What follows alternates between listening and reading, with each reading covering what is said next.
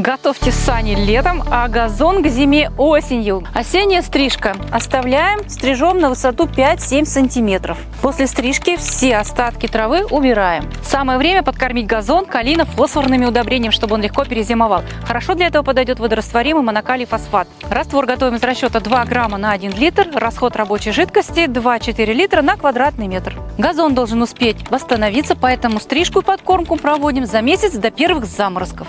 Калийная подкормка позволит газону хорошо перезимовать, чтобы весной он вырос без проплешин и выпадов.